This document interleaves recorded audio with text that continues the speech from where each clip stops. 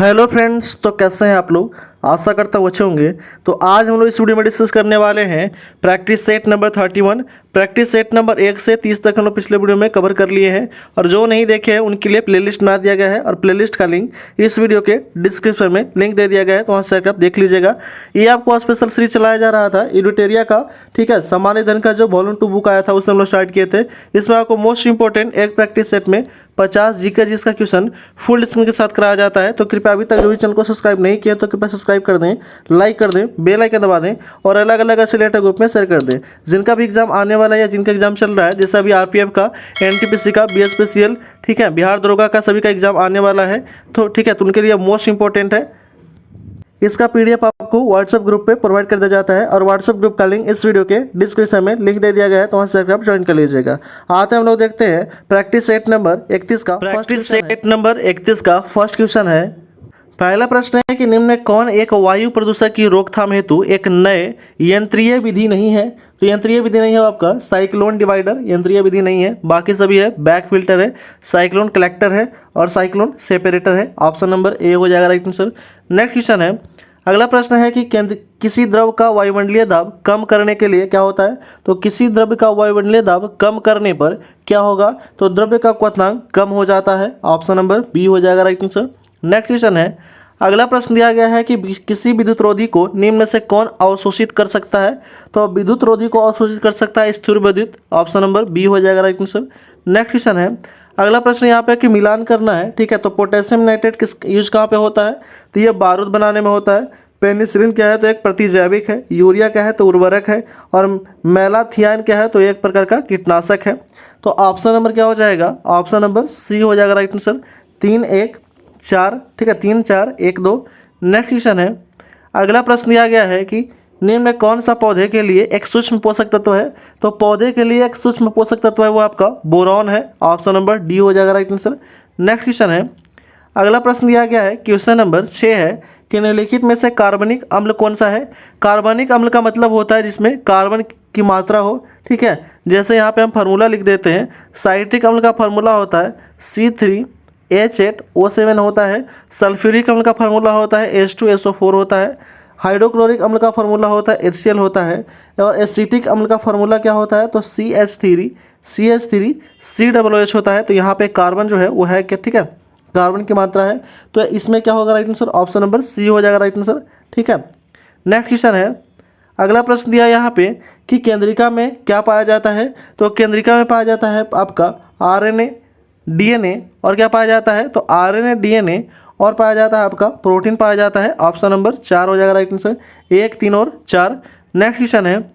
अगला प्रश्न दिया गया है कि निम्नलिखित में से कौन प्रोटोजोआ जनित रोग नहीं है। तो प्रोटोजोआ जनित रोग नहीं है आपका गलसुआ जो है प्रोटोजोआ जनित रोग नहीं है। बाकी सभी है मलेरिया है, कालाजार है, निद्रा रोग है, ये सभी है। नेक्स्ट क्वेश्चन है। अगला प्रश्न है कि ऑक्सी श्वसन के संबंध में निम्न से कौन सा कथन असत्य है ये बताना है। पहला कथन है कि यह श्वसन ऑक्सीजन की उपस्थिति में होता है, तो पहला कथन सही है।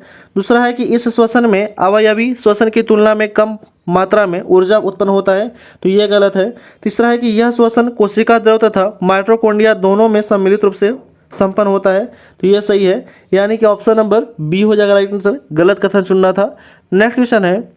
अगला प्रश्न है कि मारिया प्रथा पर प्रतिबंध के कारण किस जनजाति ने विद्रोह किया था।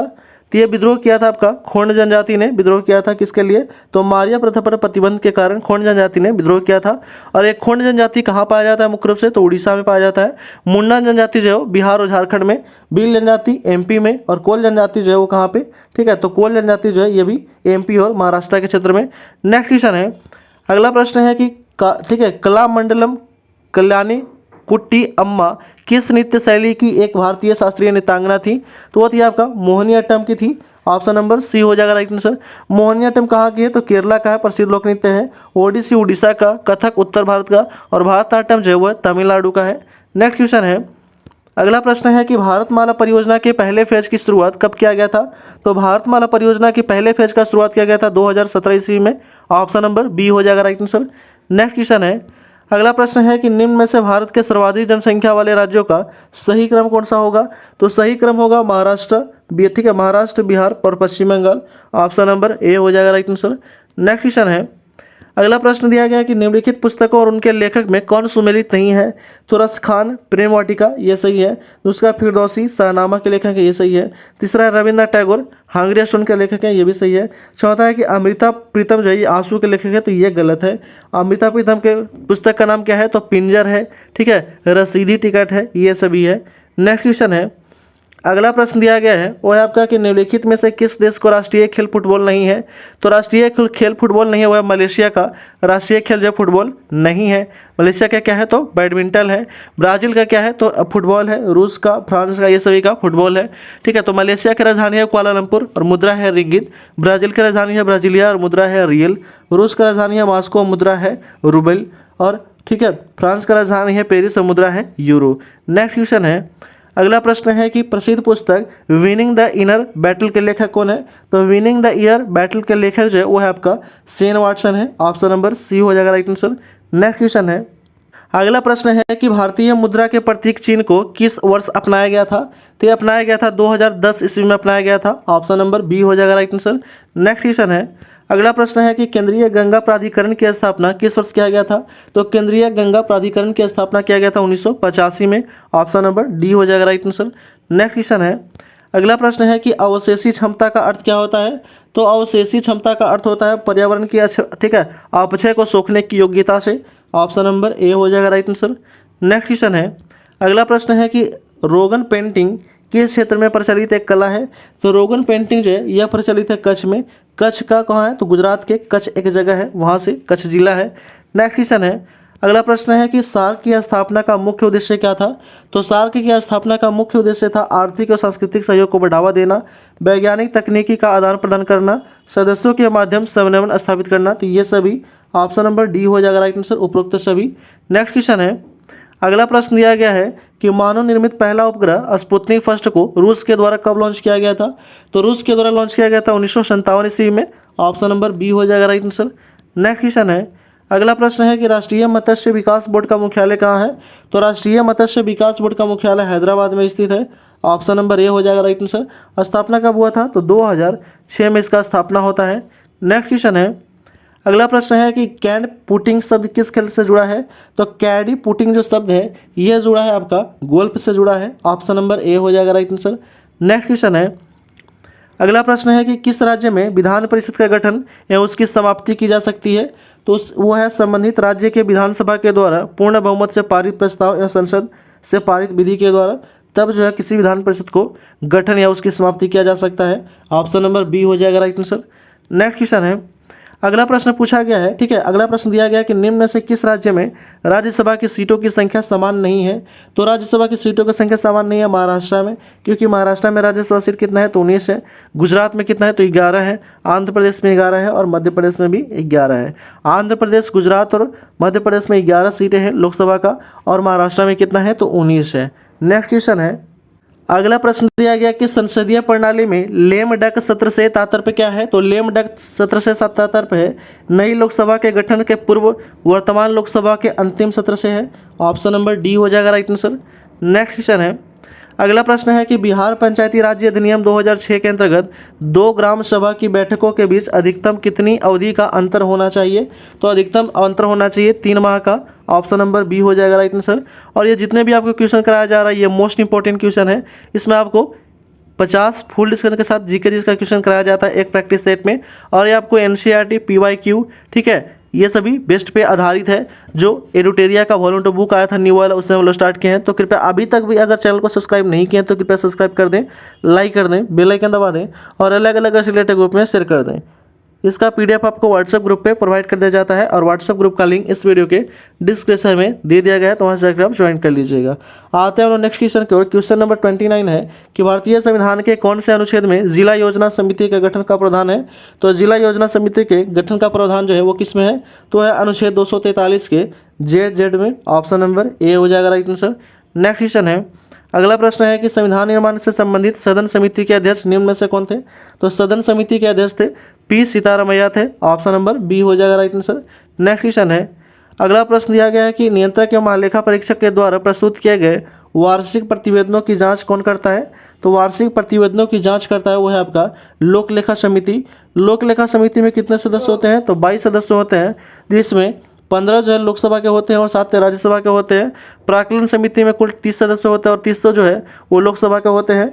नेक्स्ट क्वेश्चन है, अगला प्रश्न दिया गया है वो है कि राज्यसभा के द्वारा धर्म के मामले में बिल्कुल हस्तक्षेप नहीं करना धर्मनिरपेक्षता का कौन सा मॉडल कहलाती है? तो ये कहलाता है आपका यूरोपियन मॉडल या अमेरिकन मॉडल कहलाता है।